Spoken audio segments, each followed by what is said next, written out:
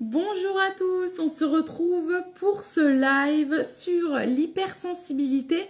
J'espère que vous allez bien. Je sais qu'aujourd'hui c'était un peu le marathon du live, mais j'espère que vous serez encore nombreux pour celui-ci sur l'hypersensibilité au travail avec Violaine Capet que l'on va très vite accueillir. Donc bienvenue à tous, je vous rappelle que vous êtes sur psychologue.net, je suis Charlotte Ferrari, la community manager de psychologue.net et on va traiter aujourd'hui donc de l'hypersensibilité au travail. Comme toujours, le thème est affiché ici. Si vous avez des questions, n'hésitez pas, il y a le petit widget ici également. Donc bienvenue à tous, je vais attendre quelques minutes que vous puissiez rentrer en live. Et on va se connecter très rapidement avec Violaine Capet, donc pour parler de l'hypersensibilité au travail.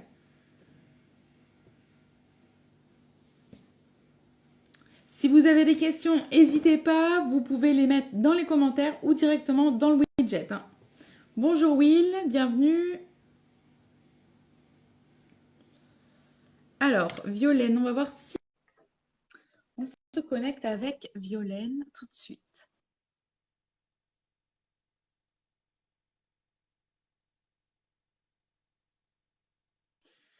Violaine, si jamais tu n'arrives pas à rentrer, n'hésite pas à me demander directement l'invitation. Aujourd'hui, on a vu que ça pouvait marcher aussi comme ça. Ah, c'est parfait. Bonjour Violaine, bienvenue. Bonjour, bonjour Charlotte.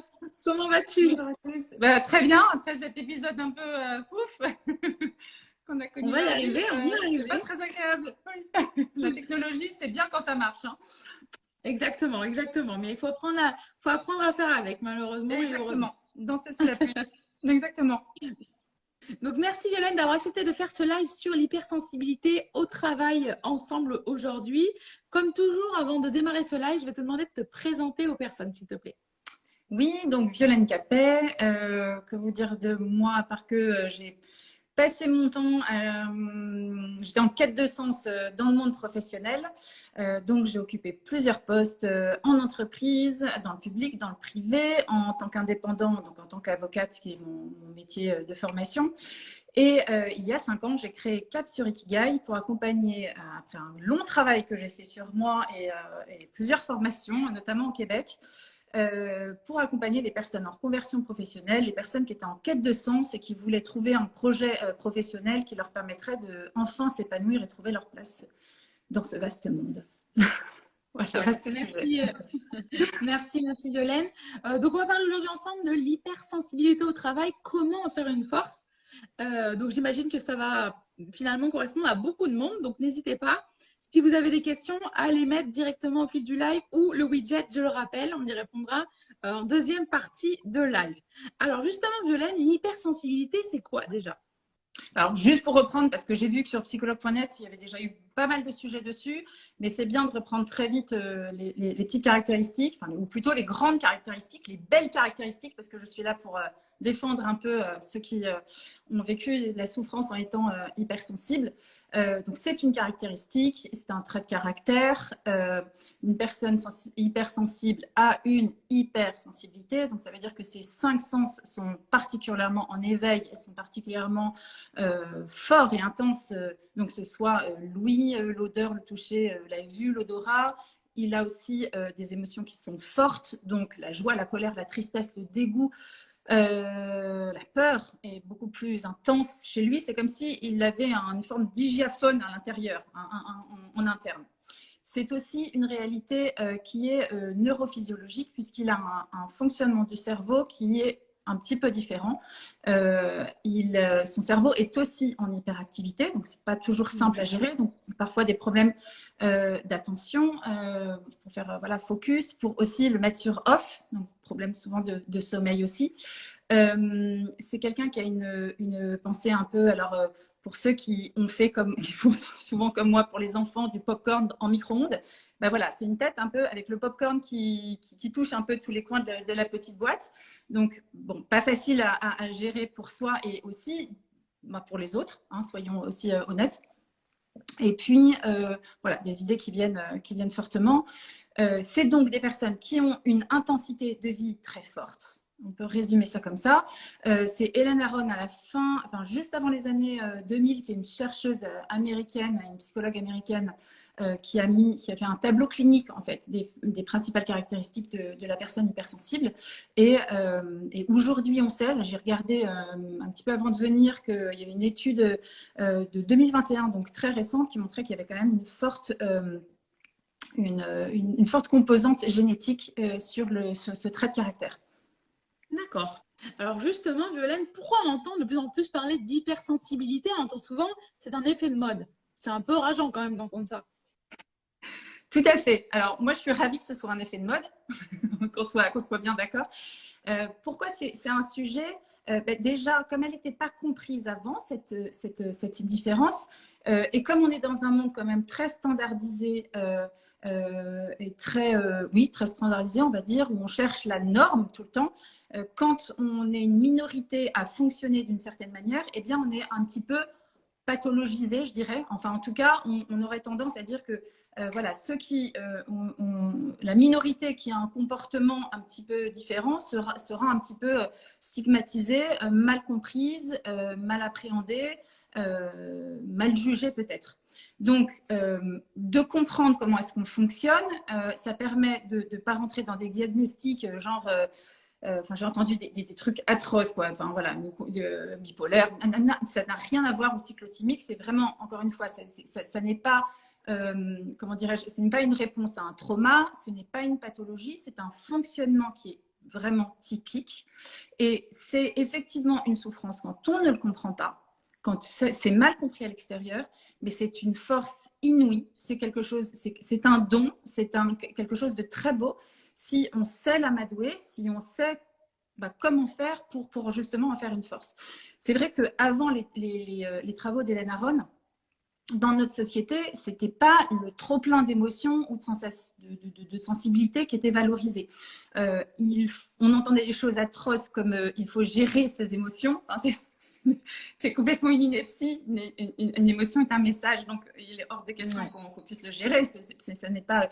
Mais on entend. Voilà, ça c'était vraiment le langage qui était tenu. Donc on ne gère pas ses émotions comme on gère un budget. C'était compliqué. Voilà, il faut rentrer dans les cases, être poli, être attentif, être docile, mais pas trop. Il faut pas se poser trop de questions, il faut pas trop déborder. Il faut soigner ses montagnes russes émotionnelles. Voilà ce qu'on attendait quand même de nous en termes de sociabilité, de comportement dit normal. Voilà. Donc, pour les personnes qui étaient hypersensibles, pour un homme notamment, être hypersensible, c'était tout de suite une vulnérabilité. C'était une faiblesse, c'était dur à vivre. Voilà, on manquait de virilité, En fait, il faut être un poète maudit pour que ce soit à peu près accepté par la société, ce qui fait quand même un champ d'expression et sur un plan personnel et professionnel qui est très ciblé. C'est magnifique, hein, poète, mais bon, voilà, c'était quand même... voilà, donc on voyait des gens instables, un peu sous au lait, un peu trop renfermés. Pour la femme, c'était l'hystérie, hein, qu'on mettait un petit peu à toutes les sauces aussi. Et donc, il donnait l'impression d'être pas toujours très fiable dans cet émotionnel pas très bien appréhendé, pas très bien compris. En fait, les personnes hypersensibles sont juste très éveillées, en état émotionnel donc fort. Elles sont directement connectées à leur cœur et elles ont beaucoup de choses à faire. Donc aujourd'hui, on en parle parce que j'espère, on découvre que c'était mal appréhendé dans la vie, mais aussi dans les entreprises, dans tout le monde du travail, qui est vraiment mon champ d'expertise très, très spécifique. Et Maintenant, les hypersensibles ne sont plus obligés de se cacher ou de mettre un masque ou d'être dans leur faux self. Il se trouve qu'il y a des agences qui recrutent exclusivement des personnes qui sont comme ça hypersensibles parce qu'on a compris qu'ils pouvaient apporter vraiment beaucoup, beaucoup de choses et donc ils pouvaient être une force pour l'entreprise. D'accord. Alors justement, Violaine, pourquoi tu t'intéresses toi plus particulièrement aux hypersensibles dans le monde du travail? Alors peut-être parce qu'il y a quelque chose d'assez personnel là-dedans, on va dire ça comme ça. Je pense que quand je me suis présentée, c'était déjà voilà, un petit indice. Parce que moi, je suis ravie de voir que les choses évoluent et c'est vrai que j'accompagne beaucoup d'hypersensibles qui ont beaucoup souffert et qui maintenant retrouvent leur place. Ce que je vais essayer de dire, c'est d'essayer de montrer la différence entre un parcours d'une personne, on va dire, typique, enfin, voilà, ou qui n'est pas hypersensible, et une personne qui est sensible. Déjà, la problématique va se poser au niveau de sa candidature. Quelqu'un qui n'est pas hypersensible aura une candidature, comment dirais-je, aura un CV propre, logique, historique, une sémantique qu'on retrouve qui est à peu près la même, un univers qui est cohérent. Pour un hypersensible, ben, pour lui, son CV, il va essayer de le colorier. Il est bien conscient qu'en fait, c'est pas toujours très cohérent pour l'extérieur. En fait, c'est cohérent pour lui. Lui, il sait pourquoi il s'intéresse autant à l'astronomie qu'aux abeilles. Voilà pourquoi il a fait des études médicales et puis qu'après il s'est tourné vers l'astrologie. Voilà, pour lui c'est évident, il connaît les liens qui finalement l'ont fait passer, l'ont fait évoluer et il trouve que cette évolution elle est chouette, elle a de l'intérêt, mais pour la personne qui le reçoit, qui cherche généralement un profil expert, d'une même couleur, d'une même tonalité, eh bien, ils vont pas forcément se retrouver. Donc, déjà, ça va être compliqué au niveau juste de l'entrée en matière. Ensuite, pour le recrutement, une personne qui n'est pas hypersensible va trouver un langage généralement commun. On va dire, puisque les hypersensibles font à peu près partie de 15 à 20% de la société, c'est encore pas très clair, il y a encore plusieurs écoles. Donc, généralement, ils vont se comprendre. L'hypersensible, lui, soit il va passer complètement à côté, parce que voilà, son côté atypique va ressortir, soit il va vouloir masquer ça très fort, il peut passer pour arrogant ou faire peur, ou alors il va faire le caméléon. Il sait très très bien faire, puisqu'il détecte très très bien l'émotion des autres. Et là, il va en fait dire ce qu'on attend de lui. Il va le faire très très bien parce que ça, il a une force incroyable pour s'adapter, voire se suradapter. Et là va commencer le malentendu. Le malentendu va commencer là parce qu'en fait, la personne en face aura l'impression d'une authenticité et d'une vraie rencontre. Ce qu'aura essayé de faire l'hypersensible. Hein. Franchement, il aura tout fait pour arriver à cela. Sauf que en réalité, non, il aura tenté de plaire, de passer bien, mais en fait, ce qu'il ressent au fond de lui, il sent bien que c'est inaudible ou que c'est compliqué, ou en tout cas, l'histoire lui a montré que voilà, c'est pas forcément intéressant à dire et à montrer. Après, voilà, un non hypersensible va prendre un poste qui répond à une fiche de poste. Voilà. Et un hypersensible, lui, il est en mode mission. Lui, on lui demande de faire quelque chose, mais il est sur les starting blocks. C'est sa vie, quoi. Quand je parle de surintensité, c'est vraiment ça. C'est-à-dire qu'il va tout donner, quoi. Il va devoir faire avec un environnement qui n'est pas forcément bon pour lui, trop stimulant. L'open space pour lui, c'est pas bon. Surstimulé par le bruit, par plein de choses qui se passent. Il est une éponge émotionnelle, donc ça va être pas facile à gérer. Et en plus, il souffre de ce qu'on appelle un déficit d'inhibition latente qui fait qu'il a du mal à focaliser son attention sur uniquement ce qui l'intéresse devant son poste de travail. Et en fait, il va entendre la conversation au bout du couloir, il va sentir une odeur bizarre dans les toilettes qui sont à côté. Et tout ça, c'est une surcharge d'informations qu'il aura du mal à trier, et avec lequel il aura du mal à travailler. D'accord. Voilà. Sur le plan de l'intensité aussi, une personne non hypersensible va se dire bon, j'ai reçu une critique, bon, c'est un job, quoi, ça va. Il va pouvoir relativiser. Un hypersensible, non, la critique, ça détruit sa vie, quoi. C'est-à-dire qu'il ne fait pas la différence entre son travail et ce qu'il est. Et puis, il peut être fatigant parce qu'il est perfectionniste, il est travailleur, il va avoir du mal à déléguer, il est engagé, il est vif. Donc, ça a des super bons côtés. Et puis, ce n'est pas toujours bien compris. Il peut passer pour la personne qui veut toujours trop en faire, la gestion du temps n'est pas du tout la même non plus. Un hypersensible qui va commencer...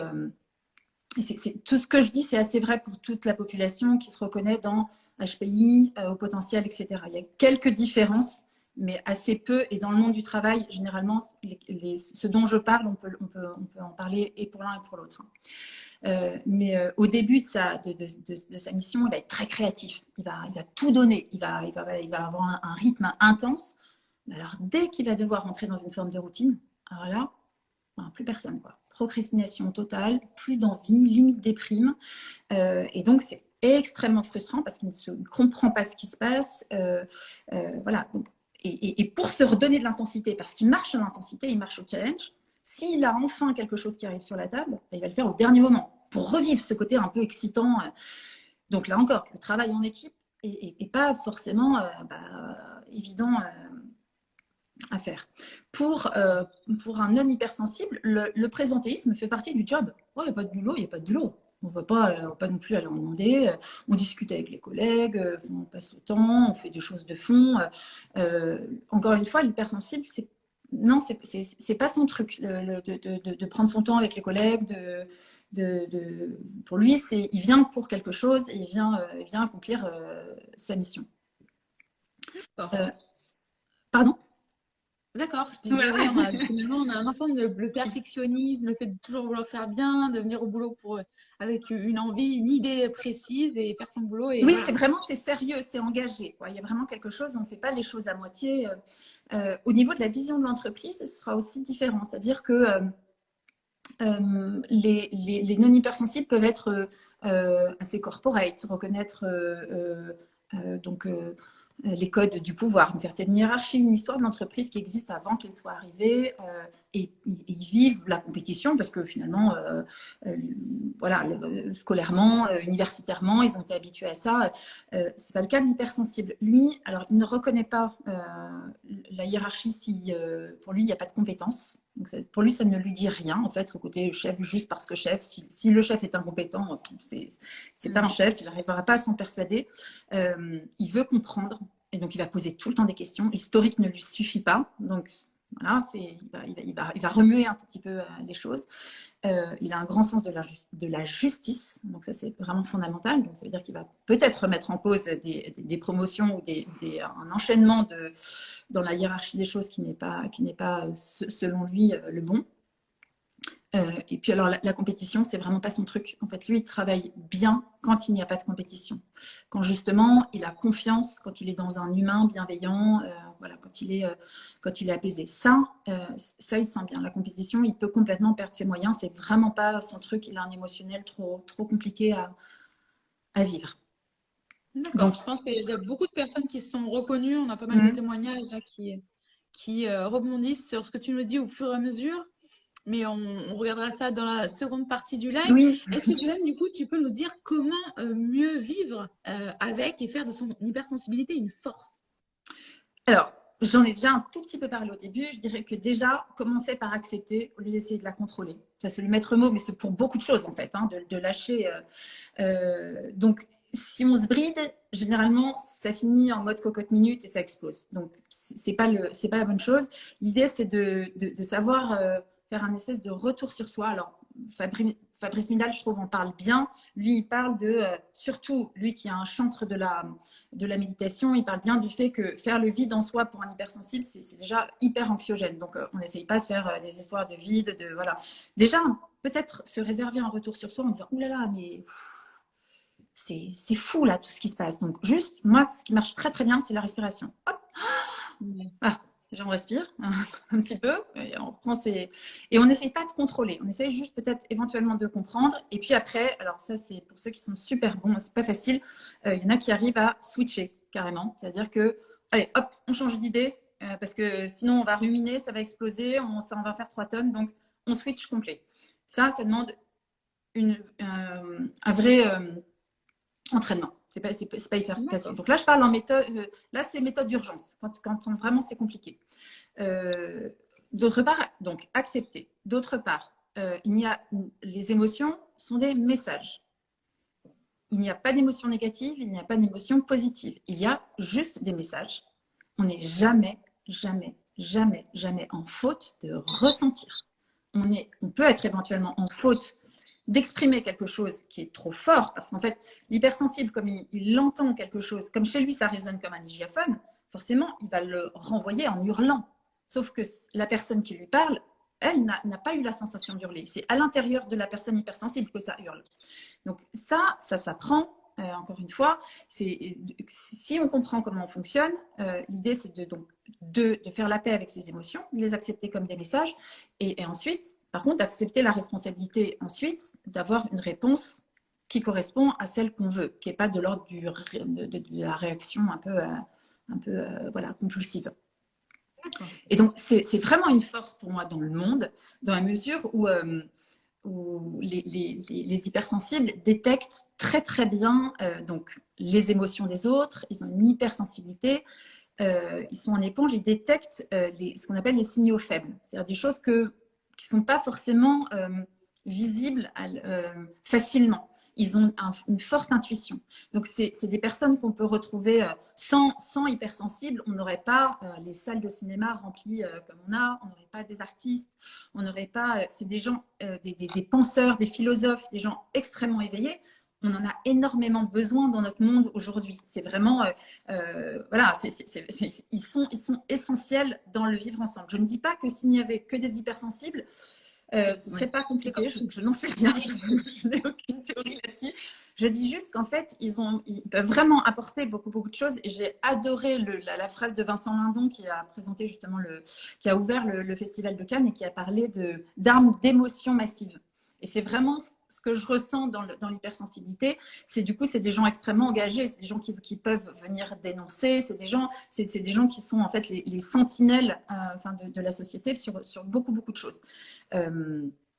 Et je trouve que, encore une fois, le monde en a besoin. S'agissant de l'entreprise, après, il y a beaucoup de choses qu'on pourrait mettre en place. Et c'est ce que je fais avec les personnes que j'accompagne, mais ils seraient bien dans des postes volants, en fait. Ils seraient avec des missions qui seraient successives. Ils seraient très, très bien de venir une fois par semaine dans des labs ou en R&D pour que leur créativité puisse s'exprimer librement. Mais alors, attention, ils verront très bien si c'est un peu... si c'est volontaire de la part de la direction ou si c'est juste un gadget. Hein. Attention, il ne faut pas non plus leur faire croire qu'en message juste comme ça, ils sont très forts pour le... Et encore une fois, ils sont des sentinelles dans la mesure où ils interrogent les choses qui sont soi-disant acquises pour avancer. Après, il y a aussi, encore une fois, pour que ça soit une force, donc là, je parle de choses à la fin. Enfin, je fais un peu un melting pot. Hein, excusez-moi un peu brouillon pour la bouche, un petit peu popcorn parce que il s'agit à la fois donc de l'aspect émotionnel à gérer et ensuite je parle donc de comment en faire une force en entreprise. Donc ça peut être deux choses différentes à la fois, mais c'est aussi le fait d'aller se ressourcer. Hein. Parce que quand je parle de cette hypersensibilité qui est permanente, il faut savoir que ça fatigue. C'est quand même des signaux qu'il faut traiter par le cerveau. Et c'est le rapport à la nature, le rapport à l'art, à tout ce qui, à la musique, à la peinture. C'est vraiment important. Et après, chacun à ses mondes et à ses ressources, mais ça reste absolument essentiel. Dans un monde hyper connecté comme le nôtre, c'est vraiment puissant et régénérant et absolument essentiel pour un hypersensible. Il faut être fier, il faut en être fier. Il faut en être fier, exactement. Il faut vraiment s'assumer parce qu'à partir de là, en fait, tout est possible et vraiment, on découvre une force extraordinaire dans cette intensité. Qui est parfois compliqué à vivre, ça restera parce que c'est un vrai travail, mais qui est en même temps un beau cadeau quand vraiment on décide de l'assumer et de l'exploiter. D'accord, Violaine. Il y a beaucoup de questions déjà qui ont été posées, donc on va passer aux questions. Merci déjà, Violaine, de tous tes conseils que tu as pu donner pour les hypersensibles. Alors, on a déjà une première question avec Lily qui nous dit « Est-ce que c'est difficile de côtoyer des collègues de travail en étant hypersensible ?» C'est toujours un peu compliqué parce que je pense qu'on ne vient pas chercher les mêmes choses. Les hypersensibles, ils vont être ils vont avoir directement envie de connaître la personne, d'être dans l'authenticité, d'être dans quelque chose de vrai, dans un rapport. Les hypersensibles, ils aiment l'humain, ils sont directement reliés à leur cœur d'une certaine manière. C'est ça qui les nourrit, c'est ça qui leur fait du bien. Donc, des collègues, si ils passent leur temps à parler d'un sujet qui leur semble complètement superfétatoire, et s'ils ont des centres d'intérêt qui sont pas et que dans le travail il y a encore une incompréhension et qu'ils n'ont pas cette envie de l'hypersensible de faire des choses oui, ça peut être pas toujours évident. Alors, généralement, les hypersensibles vont chercher d'autres hypersensibles. C'est assez intuitif. C'est-à-dire c'est un regard, c'est une manière de poser les mots, de chercher. Ils vont se ressentir d'une certaine manière. D'accord. Alors, il y avait d'autres questions qui sont tombées. Merci Violaine. Alors, je vais regarder déjà dans les commentaires. Ah, intéressant de Léa qui nous dit bonjour, comment gérer son hypersensibilité lorsqu'on subit du harcèlement moral au travail? Oui, alors le harcèlement, c'est une vraie problématique. Je dirais, il ne faut pas gérer. Je pense qu'il faut dénoncer là. Si c'est un harcèlement qui est caractérisé, il n'est pas nécessaire que ce soit forcément très intense. Là, le harcèlement, c'est vraiment quelque chose de répétitif dans le temps qui vient vraiment blesser la personne. Il est temps déjà d'avertir que ça fait cet effet-là chez vous. Et ensuite, oui, voilà, de le dénoncer, puis trouver des solutions. S'il n'y a pas de solution, il va falloir vraiment montrer les dents. Il ne faut pas se laisser, ça c'est, enfin, qu'on soit hypersensible ou pas hypersensible. Alors chez un hypersensible, ça prend des proportions qui sont très fortes. Après, ça peut être très intéressant de dire, bon voilà, chez moi, ça résonne comme du harcèlement. Peut-être que c'est parce que vous voulez me renvoyer, mais sachez que chez moi, ça résonne comme ça. Donc il va falloir qu'on trouve quelque chose parce que à un moment, voilà, votre confiance en vous, votre estime de vous, elle va être liquidée en un rien de temps. Puis à un moment, ça va mal finir parce qu'on ne peut pas venir la peur au ventre comme ça tous les jours. Donc oui, vraiment. Alors évidemment, je ne connais pas le contexte, hein, mais oui, le dire. Je veux dire, il y a en entreprise, évidemment, tout ce qui est QVT, RPS, enfin tous ces grands mots pour essayer de quand même accompagner les personnes dans leur sensibilité au travail, ou en tout cas dans leur psyché mentale, enfin dans leur santé mentale, pardon. D'accord. Merci Violaine. Alors, Alex qui nous demande quel travail est adapté pour un hypersensible. Celle-là, on l'a eu beaucoup. Ouais, ouais. Ben, je dirais que je l'ai déjà un tout petit peu évoqué. Alors, c'est vrai que dans l'entreprise, vous avez bien compris que ce n'était pas forcément l'endroit idéal, sauf, je dirais, des startups qui bougent beaucoup avec des personnes qui peuvent éventuellement avoir cette caractéristique là aussi. Sinon, on les trouve beaucoup dans les arts. On les trouve, genre je disais aussi, dans tout ce qui est intelligence économique, parce qu'il faut manier plein de concepts dans la justice, dans tout ce qui est créatif. Après, ça peut être dans tout ce qui est humain aussi. Ça peut être finalement, puisque c'est une caractéristique, ça peut être un petit peu partout, parce qu'en fait, notre manière de prendre un poste ou de prendre une fonction ou d'entreprendre va toujours être très importante dans ce qu'on fait. Donc, ça veut dire qu'on aura une tonalité qui sera très sensible. Mais c'est vrai que évidemment l'humain, évidemment le milieu artistique, évidemment la justice en général, c'est des milieux dans lesquels on trouve beaucoup d'hypersensibles et dans lesquels ils sont bien. Mais après, on peut heureusement énormément affiner, avancer. Moi, je fais passer aussi parfois voilà, tout un processus pour trouver vraiment le bon coin, parce que si on ne se sent pas du tout artiste, on n'a peut-être pas du tout envie d'y aller non plus. C'est pas, faut pas, là aussi, il faut oser sortir du cadre et voilà.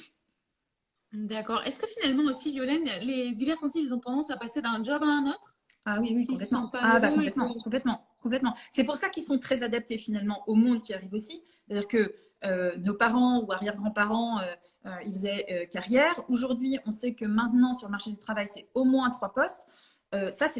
Et au moins 3 postes, c'était déjà en dessous de la norme d'un hypersensible. Lui, il va normalement. Alors, les hypersensibles peuvent être multipotentiels. Ça, c'est encore une caractéristique. Enfin, voilà, parce que la sémantique, elle est. On retrouve beaucoup de caractéristiques chez les uns, chez les autres. Donc, il peut ne pas être multipotentiel non plus, mais un hypersensible multipotentiel, oui, alors lui, généralement, voilà, il aura un terrain de jeu qui va occuper 2 ans. Et puis après, ce terrain de jeu, il va trouver ça trop petit. Il n'aura plus de quoi vraiment s'amuser. Et donc, alors, ça peut être au sein d'une même entreprise ou ça peut être différent. Mais après, j'aurais envie de dire, si l'hypersensible change beaucoup, ça peut être aussi parce qu'à chaque fois, il ne trouve pas sa place et il n'y est pas bien. Alors que le multipotentiel, lui, c'est parce que il a fait le tour il a fait le tour du propriétaire et puis finalement, il a envie de faire autre chose. Donc,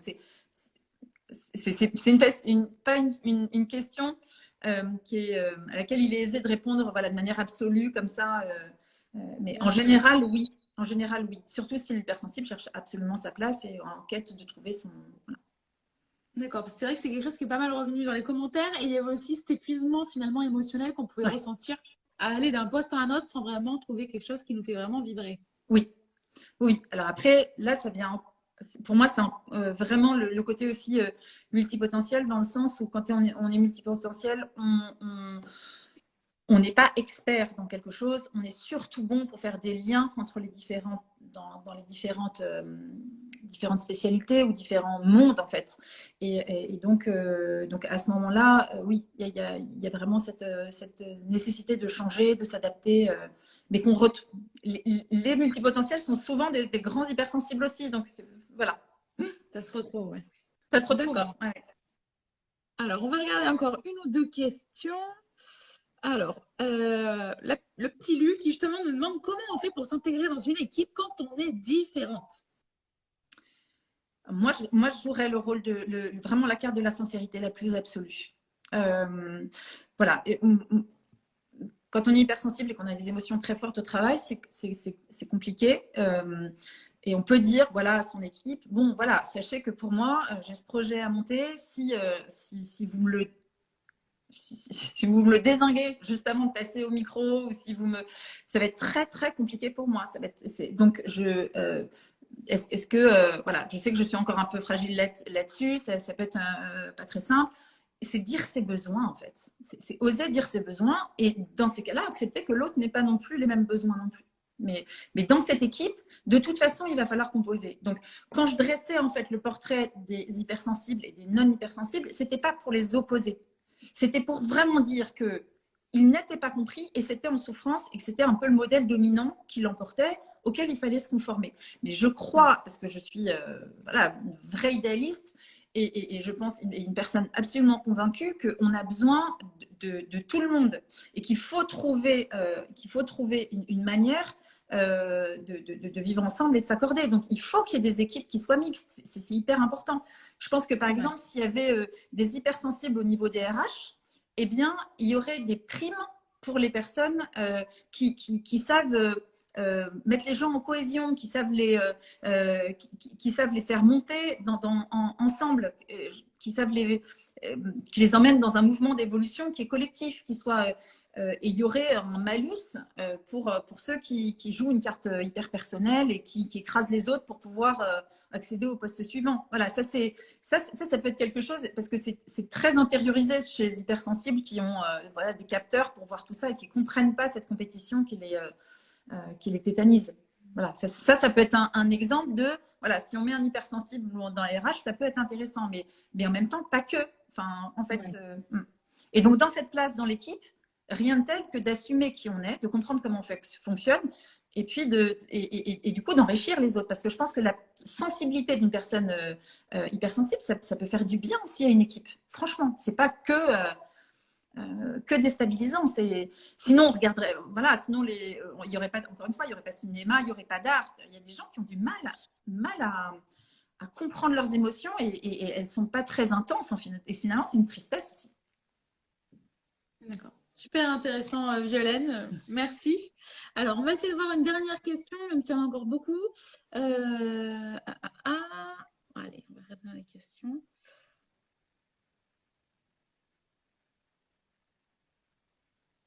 Alors, est-ce normal, même si on dort beaucoup, de ne pas se sentir reposé quand on est hypersensible? Je pense que l'hypersensible n'est pas conscient, effectivement, Alors après, c'est la qualité de sommeil. Moi, je ne suis pas spécialiste du sommeil. J'ai pu observer que de temps en temps, il y avait comme des espèces de douches de fatigue intense. On ne comprend pas d'où ça vient. Et ça vient du fait qu'en fait, nos stimuli sont tellement exacerbés qu'en fait, on ne se rend pas compte du fait que finalement, ça nous fatigue. Mais après, c'est pas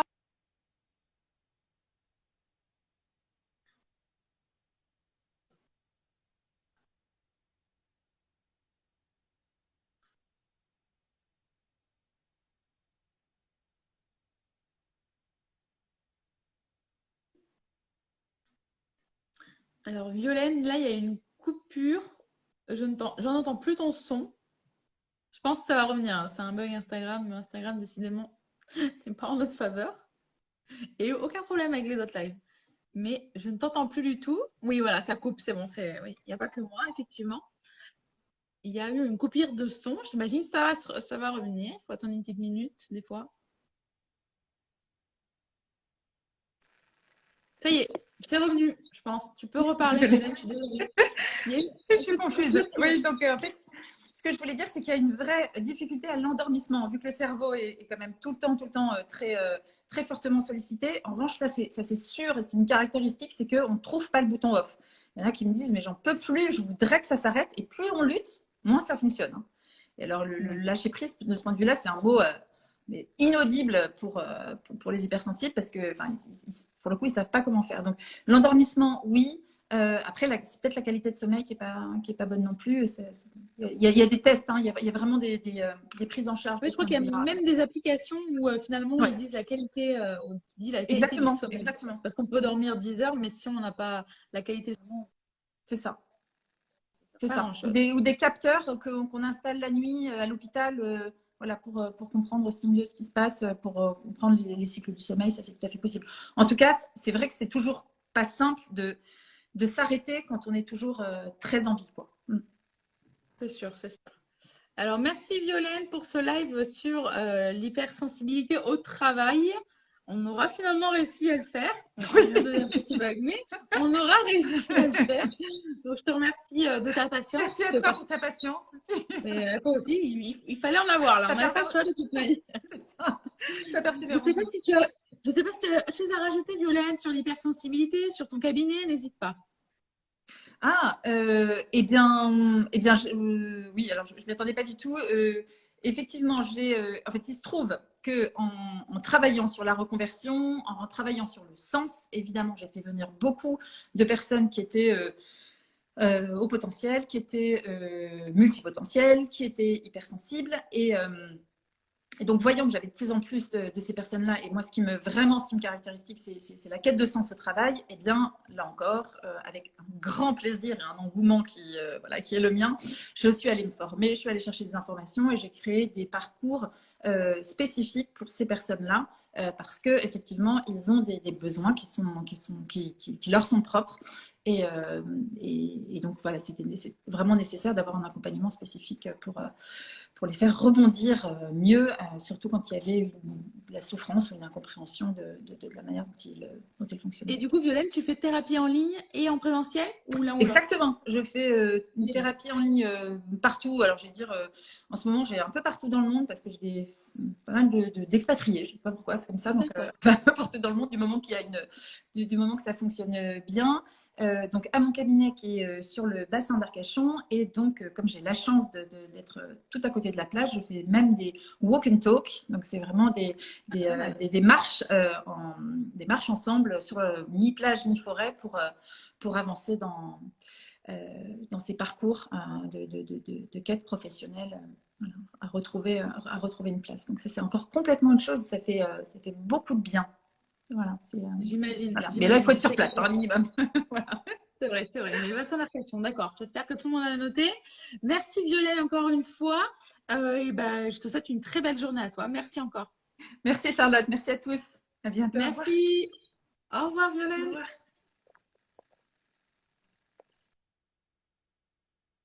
Merci donc à Violaine Capet pour ce live sur l'hypersensibilité au travail, comment en faire une force.